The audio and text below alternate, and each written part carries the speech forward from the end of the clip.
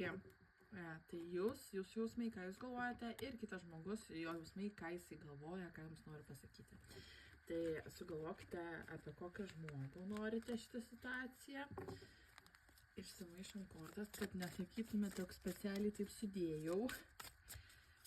Tai jūsų jausmai, ką jūs galvojate apie tavo santykius, ir tada kito žmogaus jausmai ir ką jisai galvoja apie šitos santykius.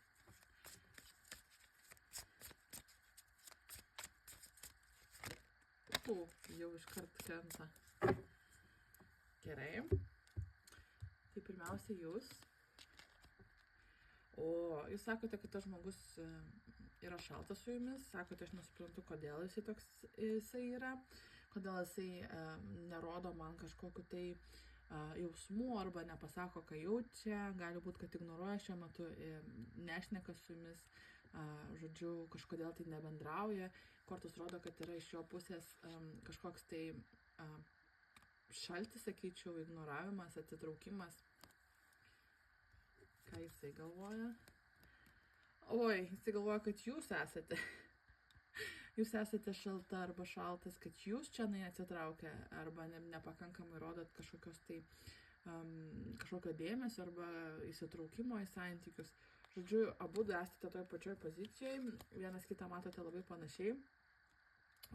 Matote, kad nei vienas, nei kitas nenorite bendrauti. Žodžiu, jeigu šiuo metu bendraujate su tuo žmogumi, tai tikrai šitas būrimas ne jums, nes čia kortos rodo apie du žmonės, kurie šiuo metu nekalba tiesiog.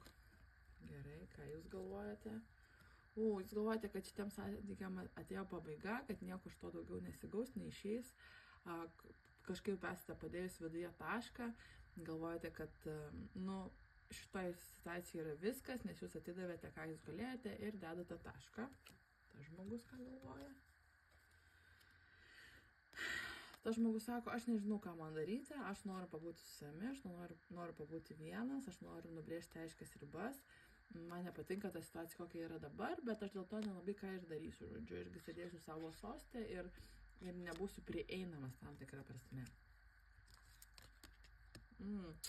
Jūs sakote, aš labai daug atidaviau savo laiko, kantrybę šitam santykiam, daug daviau šansų, daug daviau kažkokių tai priėjimų prie manęs, daug stengiausi parodyti, ką aš jaučiu ir panašiai. Ir sakote, tas žmogus nelabai įvertino, tai aš nebežinau, ką man ir duoti ir ką dar padaryti.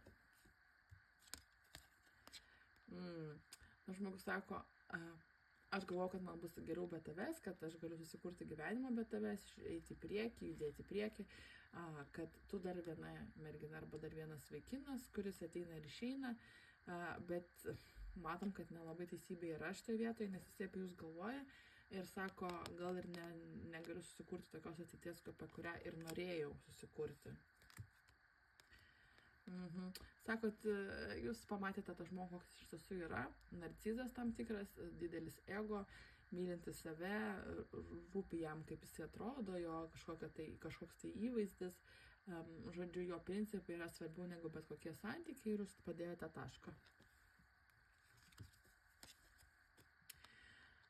Jisai sako, tai aš pabūsiu su savimi dabar. Jisai supranta, kad jūs padėjote tašką ir panašiai, bet jisai sako, aš pabūsiu su savimi, man dabar reikia laiko savo, pasižiūrėkim, ką dar. Aš judu į priekį, man nereikia šitų santykių, man čia nesvarbu.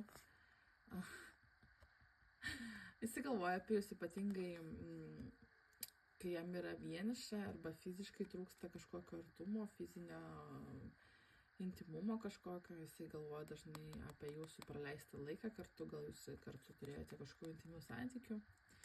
Nes iš jūsų pusės tai viskas aišku. Jūs irgi tą patį sako, pabaiga, atėjo pabaiga. Žiūrėkite, šitoj kaladėj irgi iškrito pabaigos korta. Jūs abu esate nusprendę, kad šitiem santykiam atėjo pabaiga. Tai šitoj vietoj nelabai kažką daugiau galėčiau pasakyti. Žmogus nesigaili, jeigu jūs apie tai galvojate, kol kas jisai galvoja, kad jisai gali viską pats padaryti, kad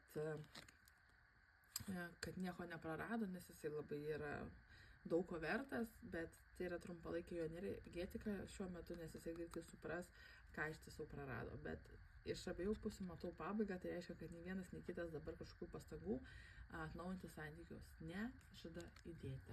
Tai būtų tiek, iki.